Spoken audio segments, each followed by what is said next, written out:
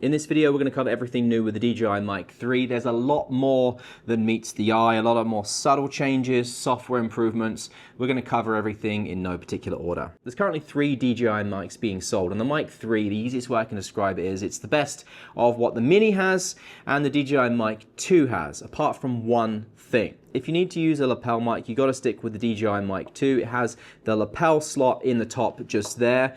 The Mic Mini did not have that, and as you can see, the Mic 3 does not have any form of lapel mic in it either.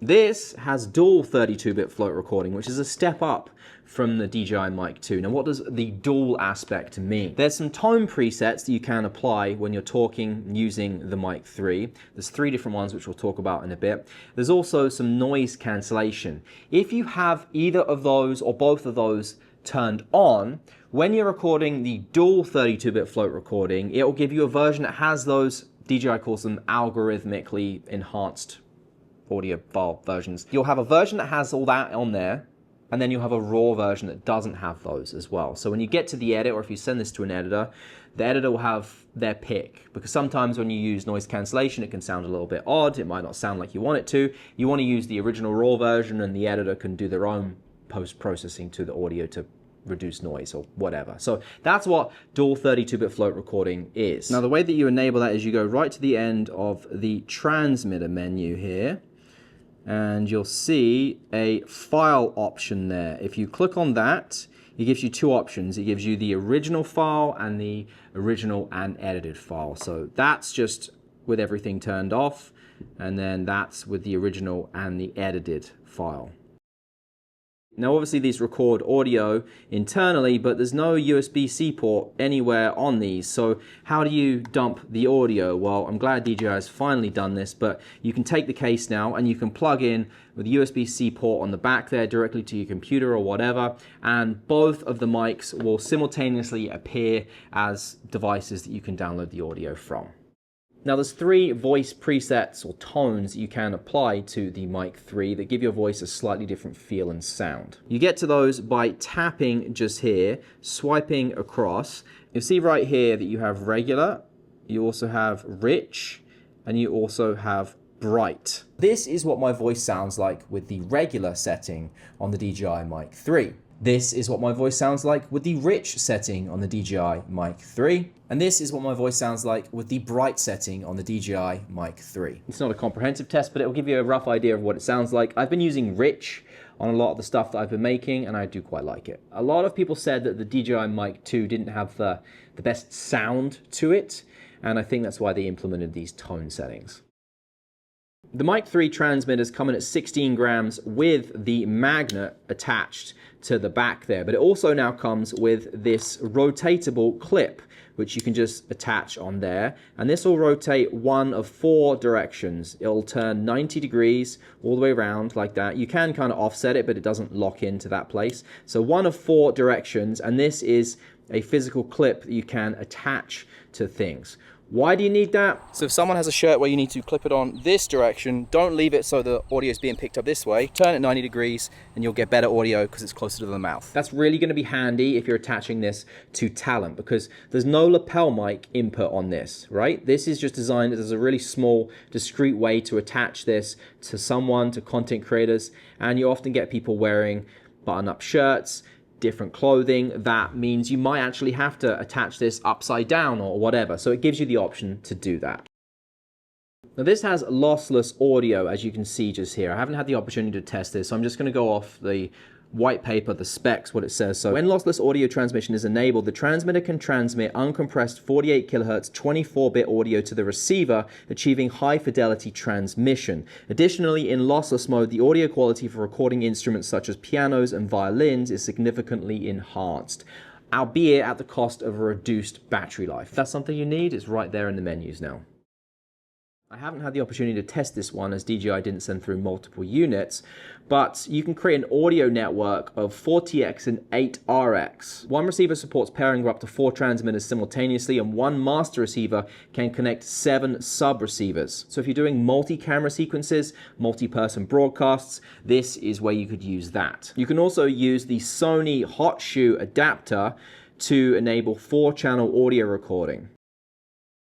This one's a really nice, smart inclusion. Right at the end of the receiver settings, just here, you'll see an environment tab now. This is for dual band anti-interference. So what you can go and do is set it whether you are, and it gives you a little disclaimer there, which I'll read out. It says, if indoors is selected, more wireless frequency bands will be available. Make sure current country or region has access to frequency band selected. Now the purpose of this is because most of these mics, the consumer branded ones, all work off of one frequency, and that's the same frequency that phones use for Bluetooth. It's a very, very common frequency, and you get a lot of people in one space. Mics that use this same frequency will sometimes have interference. This is giving you a way to potentially improve the experience when you're in one of those environments. Now, it's only going to work if you have it set to the indoors. If you have it set to the outdoors, it's not going to be changing the frequencies because you're likely not going to have any of those problems. The other nice thing that you can do is you can swipe across here and you can have it ask you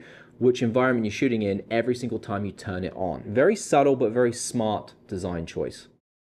Battery life, I don't want to get wrong here, but you have a 28-hour extended operating time when the case is fully charged. So once it's all back in there and it's recharged, once the case is fully depleted, you're looking at about 2.4 full charges, which DJI says based off of the white paper in a controlled environment, so your experience may vary.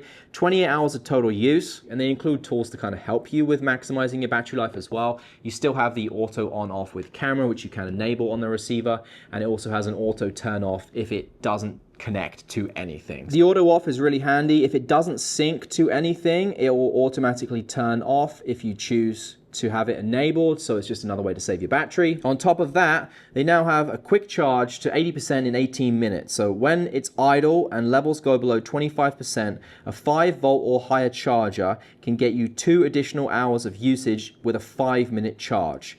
This is again in a controlled environment, so your experience may vary, but that's what they say.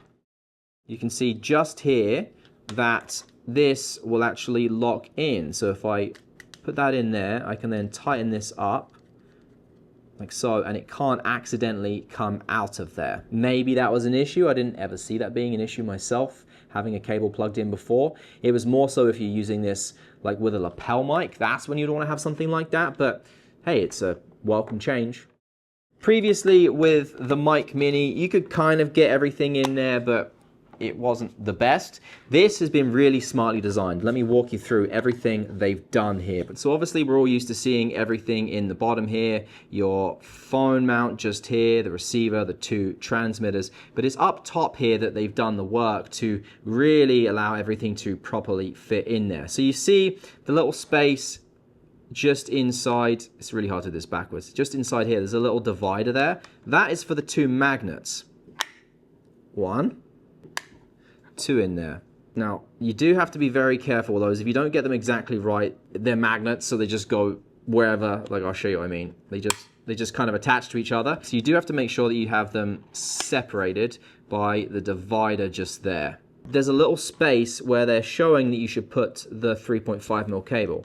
And I don't know if I'm going to be able to show it, but maybe if we flip this upside down, you'll see just here and here, there's 2 tiny little indentations for the top of these cables to go in. So what you can do is you put the audio cable in like this. Once it's in there, the tops of those cables will slot into the tiny little indentation there and just kind of hold it in place.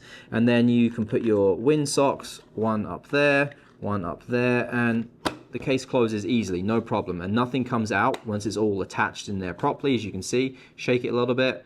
No problem. Everything is in there. It's snug. It's all designed to fit in there.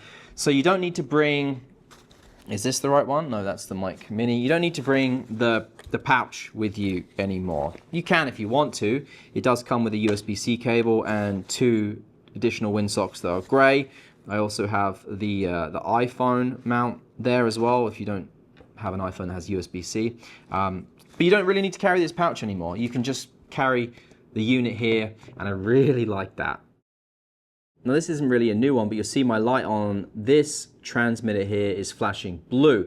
And that's because I have been using this with my Osmo Action 5. It has DJI Osmo Direct connection, so it'll work with the Action 4, Action 5 Pro, and DJI Osmo Pocket 3. You can pair this transmitter directly to that. One of the nice things with the DJI Mic 3 is the Osmo Audio Direct connection to the Action 4, Action 5 and Osmo Pocket 3.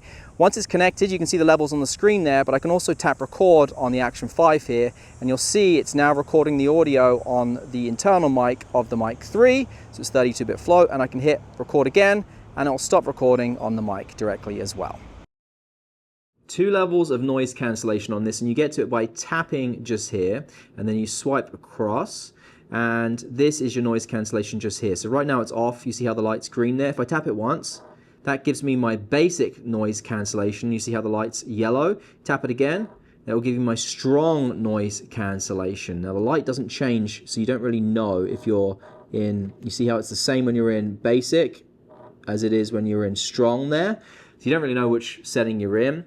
But if you go back to the main menus there, it will show you that noise cancellation is on, but again, you don't see which mode you're in. So maybe that's why it's good to have the dual file recording, so you have both options there. And we will turn this off, and that is with it turned off. You see it goes back to being green there. There's 2 levels of noise cancellation. This right now is with it turned off. This is with it set to the basic noise cancellation, and this is with it set to the strong noise cancellation setting. Now you are also able to enable and disable noise cancellation with a button if you wanted to. The button you're going to be using, if you double tap this right here, you'll see it turns on and off noise cancellation. Now when you double tap it, it's only enabling one mode, and that's the strong. So right here I can show you, double tap, turns on strong, double tap, turns off strong. So you can't use the basic noise cancellation. It's either on or off with strong if you want to use the button to turn on noise cancellation.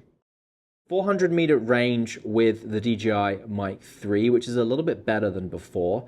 That said, it's clear line of sight, and that was in a controlled environment, so take that with a grain of salt, but 400 meters range is what the white paper says. If you need to change any of the settings from the menu just here, they've implemented this new way to change them. So if you turn the dial just here, you'll see you get a dotted line there. It's basically letting you know what you are hovering above to change, but you can't actually change anything from here. This is just selecting it. If you tap, that will go to a solid yellow line, and then you can physically change this should you want to. And then if you tap it again, it goes back to your dotted, and then you can select something else to change should you want to. So if you need to change the settings in there, that's how you can do it. Basically, if you're in one of the menus that has multiple options, so like if I click on this, there's not multiple options. But if I go back to, say, this one just here, you'll see that there is multiple options. So now you can turn the dial, it'll give you the dotted line, and you can tap, changes to a solid line. So it's just a different way of navigating the menus there should you want to. You can also tap the button on the side there to go back from the solid to the dotted, and vice versa. Now this one's going to be big for a lot of people. I haven't had the opportunity to test it, but just there, as you can see, Timecode. And if you click into here, these are the menus you get within Timecode. You'll know if these are things that you're going to use or not. Haven't had an opportunity to test this, so I don't want to go into too much detail, but that's everything that you have inside there to use Timecode. In the transmitter settings now, if we go across, you'll see we have loop, where is it? Loop recording just there. What this is doing is basically recording over the oldest files that are stored on the transmitter. So if you forgot to wipe this and you don't have enough time left on whatever you're recording, this, when it's enabled, will split the files at intervals, and once it starts to fill up, it will delete the oldest files, which hopefully are not from the same shoot, and record over those. That way you don't need to worry about formatting each time to use it. Very useful feature, but it could also be very dangerous if you don't back this up properly. What it also says is that auto loop recording will apply to all transmitters, so be wary of this one. For me, I'm going to turn that off because I don't see the need for using it.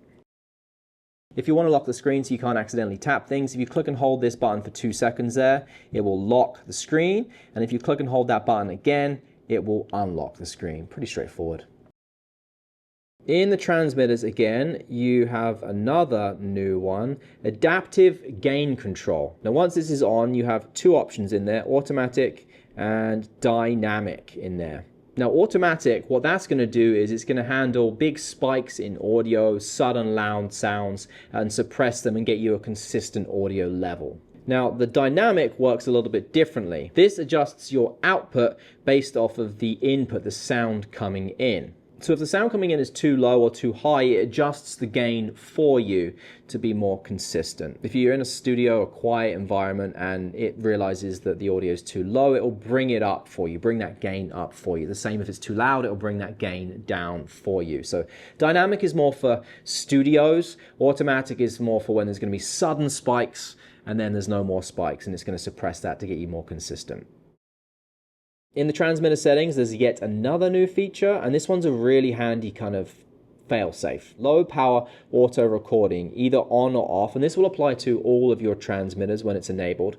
What this does is, if you're not recording with the transmitters and the audio is just coming through the receiver going into your camera, if it recognizes that the receiver is low on power, is going to die soon, it'll automatically trigger recording from the transmitter. What's going to happen is if the receiver dies and you're not recording on this, there's no sound whatsoever. This way it's going to trigger automatic recording on this, so you still have sound that you can use from the backup recorded on the transmitter. Very smart little design change that is going to be very practical. That's one you should probably just leave on. There may be some things that I've missed, but that's everything that I could find when going through and using these for the past month or so. Really a big fan of these. These are going to immediately become my immediate go-to. I've been wanting to use them for so many videos recently, but obviously couldn't because this was under embargo. But yeah, DJI Mic 3, fantastic mic system. If you're looking for something that has a lapel, still go with the DJI Mic 2. Otherwise, Mic 3 is probably the one you want to buy. Thanks for watching. I'll see you in the next one. Take care.